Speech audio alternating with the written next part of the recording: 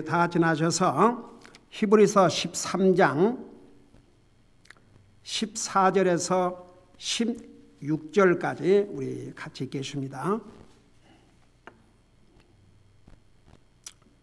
14절에서 16절까지입니다. 우리 같이 읽습니다. 시작. 여기에서는 우리에게 영구한 도시가 없고 우리가 다가오는 도시를 찾나니 그러므로 우리가 그분으로 말미암아 계속해서 찬양의 희생을 하나님께 드리자. 그것은 곧 그분의 이름에 감사를 드리는 우리 입술의 열매니라. 오직 선을 행하는 것과 나누어 주는 것을 잊지 말라. 하나님께서는 이 같은 희생을 매우 기뻐하시느니라. 아멘. 앉으시 바랍니다.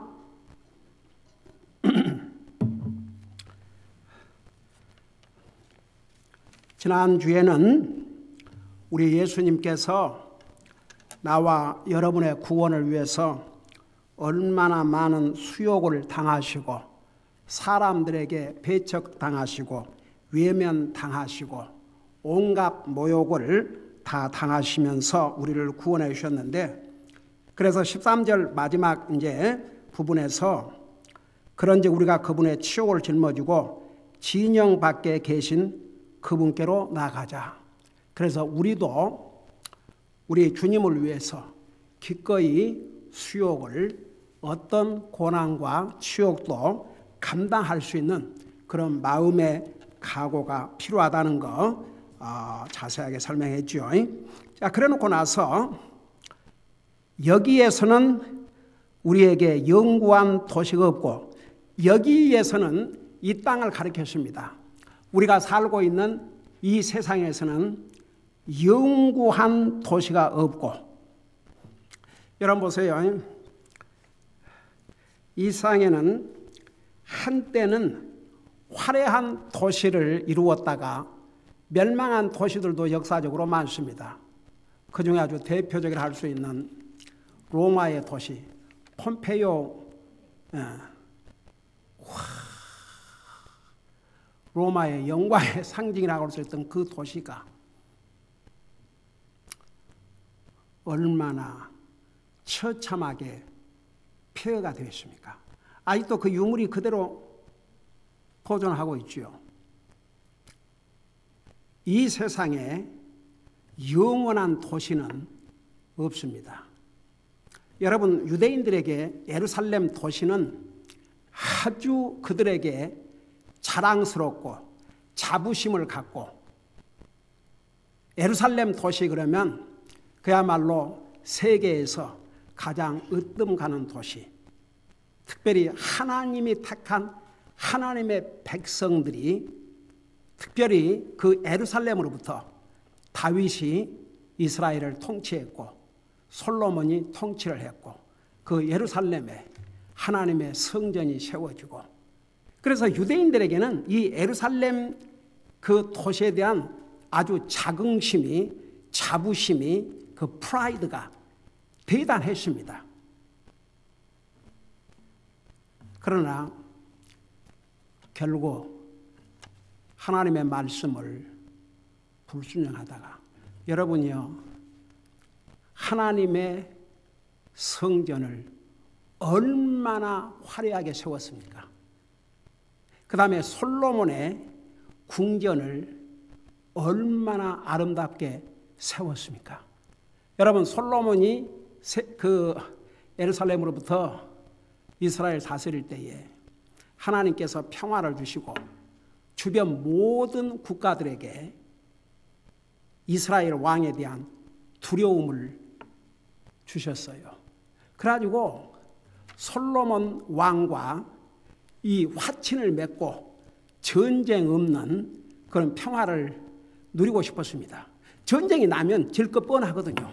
완전히 속국, 종살이를 해야 될 판이니까 미리서 사신들을 보내서 화친을 청하고, 여러분 그 솔로몬이 700명의 와이프가 있었는데, 우리가 그런 면만 보면 먼 세상의 왕이, 하나님 믿는 왕이 이런 많은 와이프를 거느렸는가? 당시에는 왕의 딸을 그 상대방 왕에게 아내를 줌으로써 화친의 증표로 삼았습니다. 그러니까 이제 그 당시에는 지금의 중동 많은 조그만 나라로 나눠져 있었죠. 지금은 이제 큼직큼직하게 다 합병이 돼갖고 그러지만, 그러니까 쉽게 말하면 700나라의 왕들이 자기의 딸들을 그 이스라엘과 솔로몬 왕과 화목의 증표로 두었던 것입니다. 그렇게 화려함을 그야말로 정말 여러분 그 시바 여왕이 솔로몬 왕의 지혜를 듣기 위해서 방문을 했다가, 그건 성경에 다 기록되어 있지요. 그 왕궁에 올라가는 계단과 그 어마어마한 신하들이 차린 상들, 그 시중드는 모습, 왕자, 모든 게 금으로 완전히 정신이 나갔다고 그러지 않습니까? 그러면서 그 시바 여왕이 그러지 않습니까? 내가 내 나라에서 들은 이야기는 사실의 절반에도 미치지 못했다고. 근데 이스라엘 백성들이 범죄함으로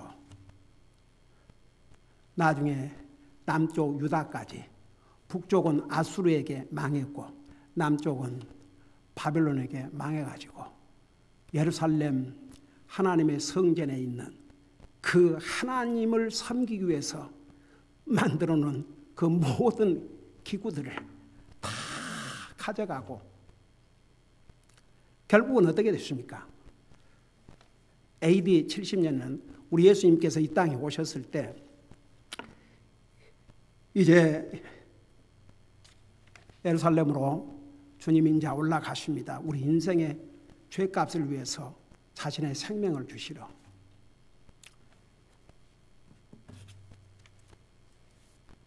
여자들이 따라오면서 슬피 울었습니다. 나를 위해 울지 말고 너와 내 자손들을 위해서 울라.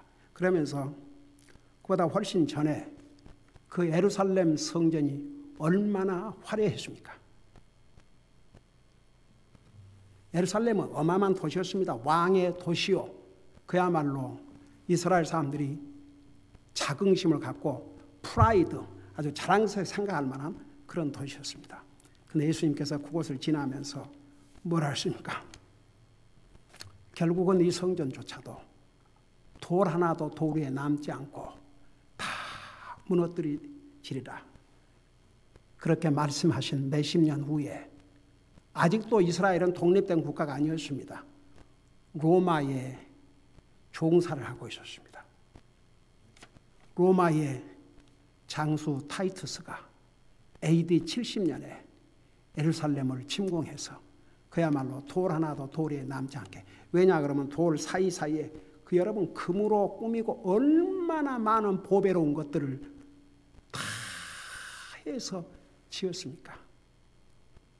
그래서 그 돌 사이사이에 있는 중요한 그런 것들, 그 아주 보석들 이런 거 다 가져가기 위해서 그야말로 돌 하나도 돌에 남지 않게 다 뜯어갔지 않습니까? 완전히 폐해가 됐죠. 결국 이스라엘 사람들이 그렇게 자랑스럽게 생각하고 자부심을 가졌던 예루살렘도 이렇게 망하고 말았습니다. 그러나 우리 그리스도인에게는 이런 일시적인 도시가 아니고 영원한 예루살렘, 영원한 도시가 있습니다. 정말 구원받은 하나님의 자녀들에게는 이 도시가 예비되어 있습니다. 이곳에서 영원히 살 것입니다. 그 예루살렘은 영원한 도시 예루살렘, 현재 이 땅에 있는 예루살렘은 망했습니다. 이 상에 있는 모든 도시들은 아무리 찬란하게 꾸며놔도 다 망합니다. 여러분, 어느 나라를 가든 수도, 왕이 사는 곳은 화려하게 꾸며놨습니다. 이제는 뭐 세계 곳곳에 고층 빌딩에다가 얼마나 화려하게 꾸며놨습니까? 그러나 그것들이 다 무너질 날이 옵니다. 그러나 그리스도인은 일시적인 도시가 아닌 영원한 예루살렘, 영원한 도시가 준비되어 있습니다. 여러분 잠깐 계시록 21장 2절을 보시기 바랍니다. 계시록 21장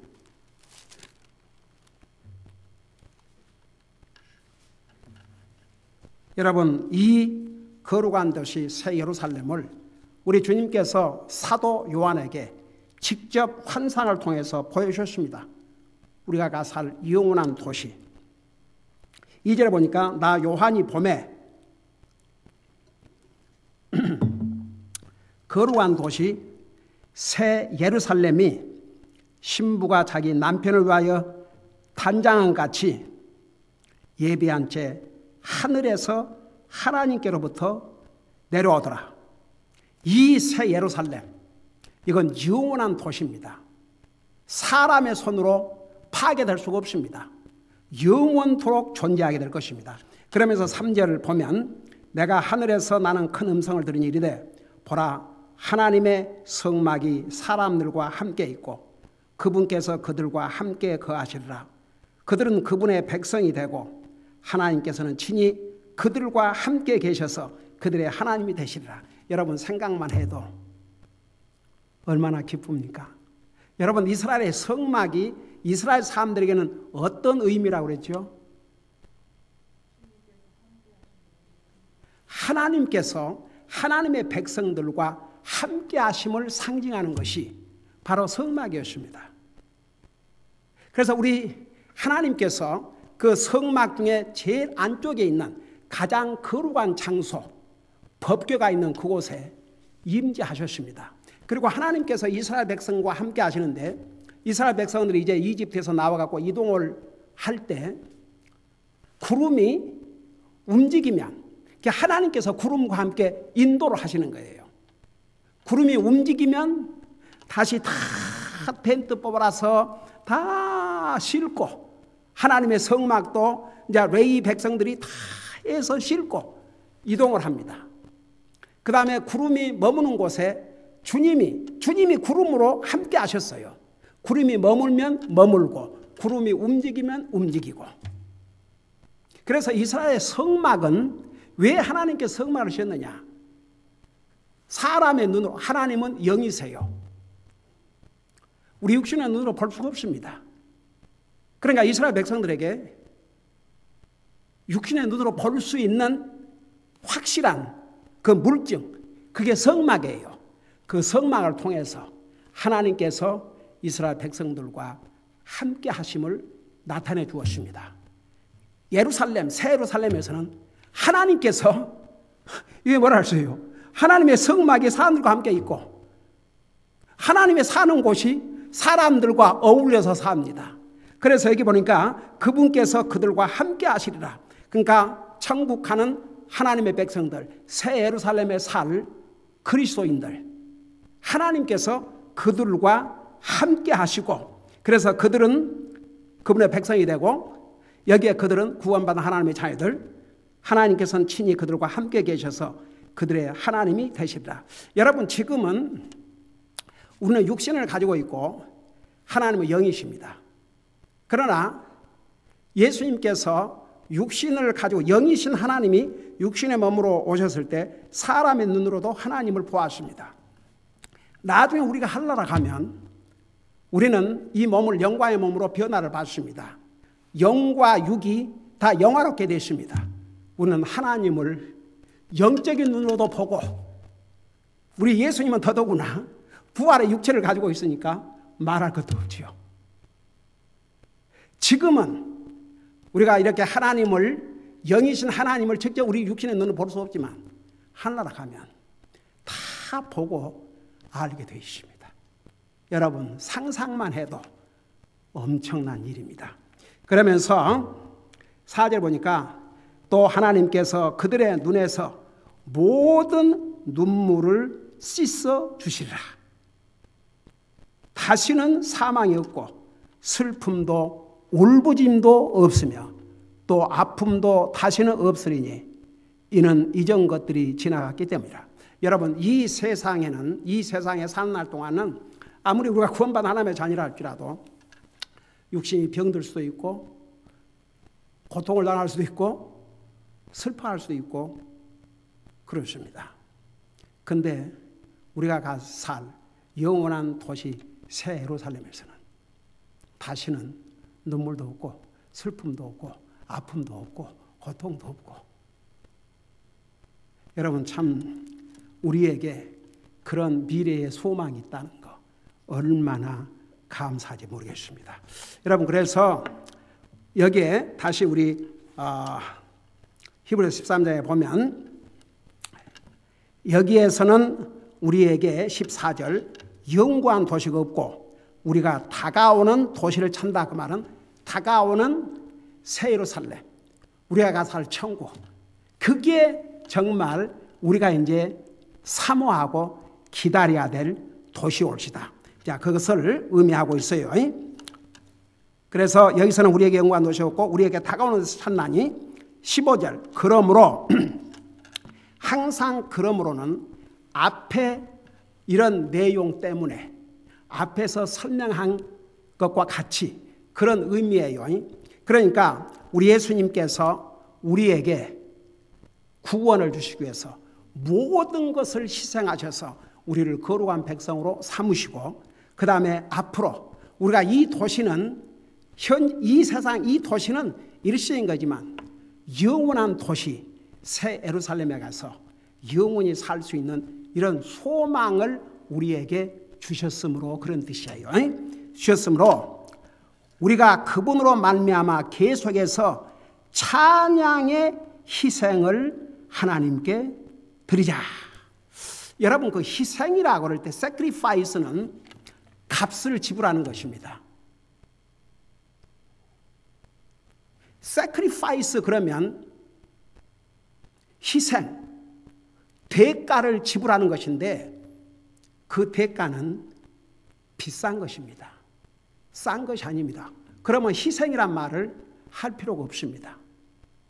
그래서 여러분, 성경에는 희생에 대해서 많은 말씀을 하고 있는데 그 영적인 희생, 가령 예를 들어서 로마서 12장 1절에 보면 내 몸을, 우리의 몸을 살아있는 희생물로 드리라고 그랬습니다.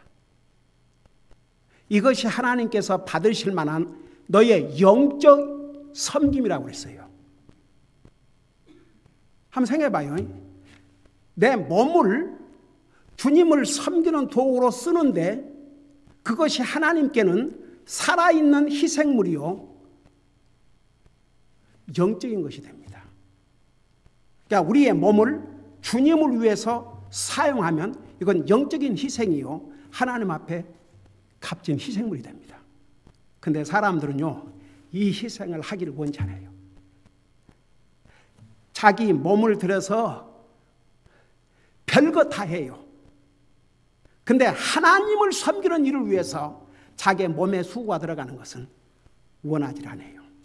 이게 하나님을 말만 믿는다고 하고 교회나 왔다 갔다 하는 이런 가짜 그리스도인들에게는 너무나도 당연하죠. 그리고 또 사람의 칭찬을 위해서 사람 눈에 잘 보이려고 하는 사람도 있어요. 그건 희생이 아닙니다.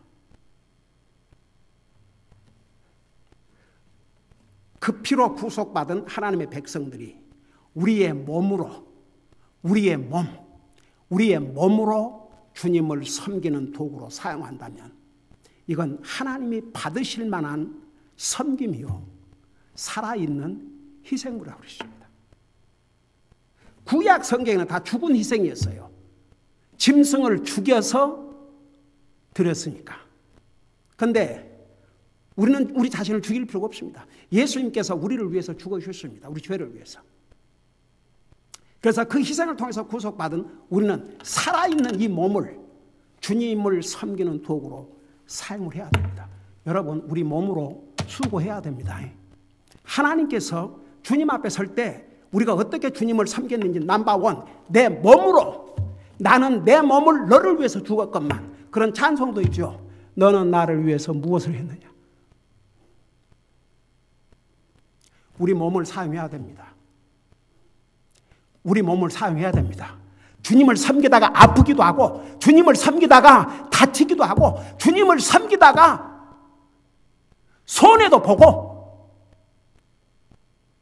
뭔가 희생이 있어야 됩니다. 내 몸을 살아있는 희생으로 드리라. 할 수 있으면 하고, 할 만큼 하면 하고, 힘들면 말고, 뭐 다른 일 할 거 없으면 이거나 할까? 이거 말고 우리의 몸을 주님을 위해 써야 됩니다. 주님이 그리스도인들에게 요구할 첫째가 내 몸을 어떻게 사용했느냐. 나를 섬기는데. 그 다음에 성경이 그래서 보세요. 로마서 12장 1절에 이거 하도 우리가 많이 봤기 때문에 내 몸을 살아있는 희생물을 드리라. 이것이 하나님께서 받으실 만한 영적 섬김이라고 그랬습니다. 그 다음에 두 번째는 우리가 하나님 앞에 드린 물질을 희생물이라고 그랬습니다. 여러분 잠깐 빌립보서 4장 18절 보세요. 빌립보서 4장 18절.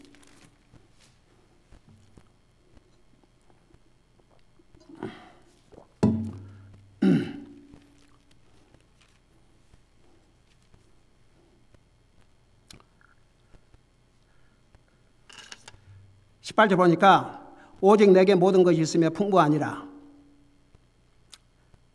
사실은 사도 바울이 정말 모든 것이 풍조가 있었다는 얘기가 아닙니다. 사실은 잘 들어보세요. 11절 12절을 보세요. 내가 궁핍함으로 말하지 아니하노라. 내가 어떤 처지에 있든지 그대로 만족하기를 내가 배웠나니 내가 비천하게 되는 것도 알고 풍부하게 되는 것도 알아. 어디에서나 모든 일에서 배부르거나 배고프거나 풍부하거나 궁핍당하는 것을 배웠노라. 그러니까 사도 바울은 어렵고 힘든 과정에서도 만족하기를 배웠다, 그런 뜻입니다. 정말 바울에게 넘치게 풍성하게 있어서가 아니고. 근데 보세요. 그 사도 바울의 사역을 위해서 많은 사람들이 잠잠하고 있을 때 이 특별히 빌립보 교회 성도들이 사도 바울의 사역을 위해서 물질로 지원을 했습니다. 보세요. 에바브로디도 편에 너희가 보낸 것들을 받았으므로 내가 풍족하니. 그러니까 에바브로도 편에 통해서 사도 바울의 피로를 보냈어요. 사도 바울이 그걸 받고 나서 이것은 달콤한 냄새의 향기요 받으실 만한 희생물이며 하나님을 매우 기쁘게 한 것이라. 여기에 희생물이라는 말이 나옵니다. 우리의 몸을 힘들어도 주님 섬기는 도구로 사용을 해야 됩니다. 여러분, 하나님 앞에 드리는 데는요, 돈이 많아서 드린 게 아닙니다. 돈이 많은 사람들은요, 그거 모으는 재미에 하나님 앞에 드리는 거 벌벌 떨어요. 얼마나 인색한지 몰라요. 사람들이 하나님 앞에는 인색이, 사실 우리의 생명도 하나님의 것이고 하나님께서 목숨 데려가면 뭐가 남겠습니까? 여러분, 우리 누가복음에 13장인가 15장인가 보면 13장인가 거기에 그 한 부자가 얼마나 요즘으로 말하면 돈을 많이 벌어가지고 그야말로 쌀 자리가 없을 정도로 부자가 됐어요. 그러니까 뭐라고 얘기했습니까? 그 부자가 내 혼아, 자기에게 이렇게 내가 부자니까 마음껏 마시고 마시고 먹고 마시고 즐기자. 그 얘기 하나님께서 다 들으셨어요. 여러분, 사람들이 부자들이 하는 말 가난한 자들이 하는 말, 사람들 하는 말 잘 들어요. 이 부자가 하는 말을 들었습니다. 우리 주님께서 이 땅에 오셔서 친히 하신 말. 뭐라고 그랬습니까? 하나님께서 이 어리석은 부자야, 내가 오늘 밤 내 생명을 거두어 가리니 그리하면 네가 가진 것이 누구의 것이 되겠느냐. 참 사람들은 어리석어요. 여러분 하나님 앞에, 여러분 부자이면서도 하나님 앞에 굉장히 제너러스한 사람들 있습니다. 성경에 보면. 그리고 근래 시대에서도 그런 사람들이 있어요, 가끔. 여러분 솔직히 말해서 아브라함 거부였습니다. 그 11조를 제일 처음에 누가 시작한 줄 아십니까? 아브라함이 시작했어요. 하나님께서 오대인 하셨습니다. 기름 부으셨죠. 그걸 기쁨으로 받으셨습니다. 그리고 법으로 주셨습니다. 여러분 위대한 믿음의 사람들은 항상 주는 사람들이었습니다. 그게 공통점입니다. 여러분 보세요. 하나님 앞에 드리고 주는 것은 꼭 돈이 많아야 되는 게 아닙니다. 할 마음만 있으면 얼마든지 할 수 있습니다. 그러니까 보세요. 하나님께서 가끔 성경에 보면 왜 하필이면 가난한 과부를 사용하십니까?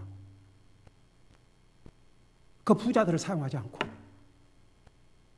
왜 하필이면 예수님께서 그 어린 아이가 가져온 자기 도시락, 근데 이 아이가 분명히 부모가 자기 먹으라고 싸준 도시락인데 이 어린아이가 얼마나 하나님의 말씀을 듣는데 전념을 다했으면 3일 동안을 자기 먹으려고 싸온 그 도시락을 안 먹었어요. 그러니까 물고기 2마리, 빵 5개가 있었죠. 와, 어메이징. 여러분 그 아이 12광주리가 남았는데 그건 누구한테로 갔을 것 같습니까? 당연히 그 아이한테로 갔겠죠. 많은 사람들은요, 하나님 앞에 드리면 없어지는 걸 생각해요. 근데 은행에 가서 세이빙한 것은 기분 좋지요. 자기 필요할 때 갖다 쓸 테니까. 여러분 누가 지혜로운 자인 줄 아십니까? 하나님 앞에 저금하는 자. 그래서 우리 예수님이 내 보물을 땅에 쌓아두지 말라고 그러십니다. 그건 도적 맞을 찬스도 있고 그러지만 하늘은 가장 안전하다고 그랬어요. 그래서 여러분 보세요. 하나님 앞에 드리는 게 희생이 돼야 됩니다. 내 쓸 거 다 쓰고 계산 따져보고 이거 해보고 이거 해보고 내 삶에 지장이 없는 그것만 가지고 이건요 아주 하나님 앞에 인색하고 계산적입니다. 어느 점에서는 희생이 되어야 그래야 그게 진짜 하나님께서 받으실 만한 희생물이 됩니다. 나는 우리 교회의 성도들에게는 더 이상 이 면에서는 얘기할 꼭 필요성을 느끼지는 않습니다. 이게 말씀이니까 여러분 가르치는 거죠. 제가 볼 때 우리 성도들은 주어진 상황에서 최선을 다하고 있다고 봅니다. 저는 그 점에서 하나님 앞에 감사를 드립니다. 여러분, 우리 이 식구로 하나님의 사역을 매달 교회에 적지 않은 돈이 들어갑니다. 거기에다가 51몇 명의 선교 직원, 북한 구제까지. 왜 그런 줄 아세요? 하나님의 백성들이 희생적으로 드리기 때문에. 여러분 우리가 하나님 앞에 설 때 여러분 하나님 안 믿는 사람은 최후의 심판대 앞에 서지만 그리스도인은 그리스도의 심판대 앞에 섭니다. 제일 먼저 내 몸으로 무엇을 하였느냐, 내 물질로 나를 어떻게 섬겼느냐. 여기에 보세요. 하나님 앞에 드린 이 헌금을 하나님 앞에 달콤한 냄새의 향기요 받으실 만한 희생물이며 하나님을 매우 기쁘게 한 것이라고 했습니다. 우리 받침이 그렇게 되어야 합니다. 여러분, 그런데 이제 오늘 그 히브리서 그거 하고 마치십시다. 히브리서 13장 그 15절에 보면 그러므로 우리가 그분으로 말미암아 우리 예수님으로 말미암아 예수님께서 우리를 구원하기 위해서 모든 치욕을 지셨고 우리에게 이런 영원한 하늘나라 새 예루살렘을 이렇게 주셨기 때문에 그분으로 말미암아 계속해서 지속적으로 찬양의 희생을 하나님께 드리자. 여러분, 영적인 희생물 중에 하나는 지속적으로 하나님을 찬양하는 것입니다. 사람이 불평하기는 쉬워도 하나님께 감사는 잘하지 않기 때문에 성경에 감사라 감사라 감사란 말씀을 그렇게도 많이 한 것입니다. 불평은 쉽게 합니다. 근데 정말 우리의 마음속으로부터 나오는 입술을 통해서 여러분 입술만 왔다 갔다 하는 것은 찬양이 아닙니다. 요 마음으로부터 와야 됩니다. 이 마음으로부터.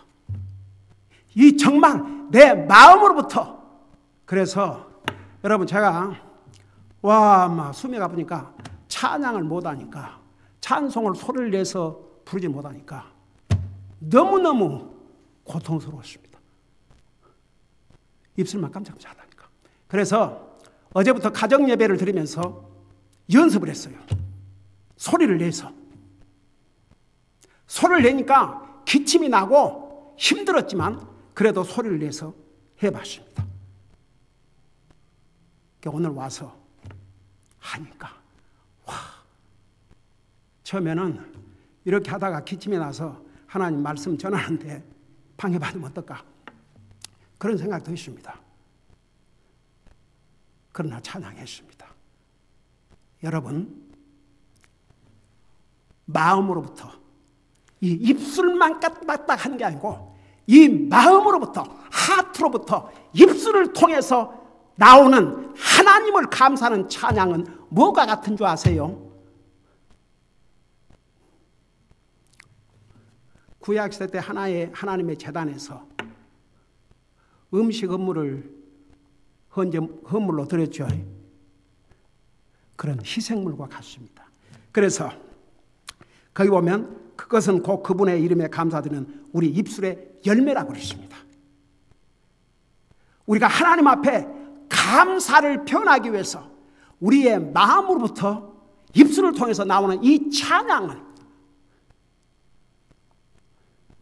마치 하나님의 제단에 그 첫 열매를 드린 것처럼 우리 입술에 열매가 된다고 그랬습니다. 왜 제가 우리 성도들에게 찬송가 부를 때 우리 기분 좋으라고 부르는 게 아니고 하나님을 찬양하는 것이니까 있는 힘을 다해서 찬양해라. 찬송가 부를 때 딴 생각하지 마라. 왜 그런 줄 아십니까? 하나님을 찬양하는 것이기 때문에. 아니 세상에서 뭐 합창 연습해 갖고 어디 가서 사람 앞에서 공연할 때도 얼마나 연습을 하고 힘차게 불러대요. 기가 막혀서 사람들에게 보이기 위해서 연습을 수없이 해야 되고, 근데 하나님을 찬양하는 찬양을 하면서 아무런 하트도 없이 어떤 힘도 들이지 않고, 그게 무슨 하나님 앞에 진정한 찬양의 희생이 되겠습니까? 여기에 찬양의 희생을 하나님께 드리자. 때로는 힘이 차고 목이 아플 정도로 외쳐서 하나님을 찬양하자 이겁니다. 감사하자 이겁니다. 여러분, 도저히 감사할 수 없는 상황에서 감사하는 것은 찬양의 희생이라고 할 수 있습니다. 여러분, 불평은 쉽게 하지만 감사는 저절로 되지 않습니다. 감사하는 마음의 자세를 가져야 감사합니다. 여기에 찬양이 희생이 되기 위해서는요, 여러분, 찬양은 하나님께 감사의 표현입니다. 우리 마음이 들어가야 됩니다. 정성이 들어가야 됩니다. 도저히 찬양할 수 없는 상황에서 찬양을 할 때 이건 희생이 되는 것입니다. 찬양의 희생을 하나님께 드리자고 그랬습니다. 여러분, 우리 하나님은 진실로 우리에게 찬양을 받을 만한 자격이 있으십니다. 우리 주님은 우리에게 영원한 영광을, 영원한 한나라를 선물로 주시기 위해서 모든 것을 희생하셨습니다. 이런 소망을 주신 주님께 우리는 찬양의 희생을 통해서 하나님께 감사를 드리고 살아야 됩니다. 기도하십시다. 사랑의 아버지 하나님, 우리가 살고 있는 이 도시는, 이 세상은 다 일시적인 것일 뿐입니다. 그러나 예수님을 우리의 구주로 믿고 구원받은 하나님의 자녀들은 일시적인 도시가 영원한 일시적인 도시가 아닌 영원한 도시인 새 예루살렘을 우리의 미래에 우리가 살 도시로 정해 주셨습니다. 우리가 이 땅에 사는 기간은 잠깐일 뿐입니다. 우리를 구원하시기 위해서 모든 것을 희생하시고 우리에게 이런 소망을 주님이 주셨기 때문에 우리가 이 땅에 사는 날 동안 평생 이 하나님께 감사드리고, 그리고 그 감사를 찬양의 희생을 통해서 주님 앞에 나타낼 수 있도록 도와주시옵소서. 감사합니다. 사랑합니다. 예수님의 이름으로 감사 기도드리옵나이다. 아멘.